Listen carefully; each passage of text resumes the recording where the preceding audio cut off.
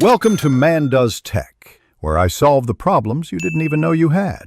In this video, I will explain how to make format in Excel. We'll start by exploring the fundamental ways to enhance your spreadsheets. You can easily apply various number formats, like currency or percentages, to make your data clear. We'll also cover how to use conditional formatting to visually emphasize key figures, making your reports much more impactful and easier to understand at a glance. Let's dive into applying number formats. First, select the cells you wish to format, then right-click and choose Format Cells. Here, you'll find categories such as number, currency, and date. You can specify decimal places, select different currency symbols, or pick a date style.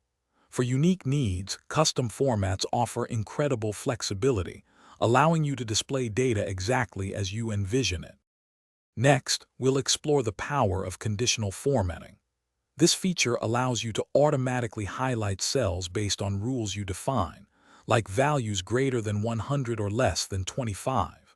You can use data bars, color scales, or icon sets to provide immediate visual insights.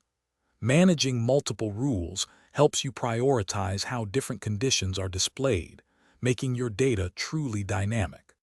Finally, let's look at cell styles and alignment for a polished look. Excel offers many predefined cell styles to ensure consistency across your workbook.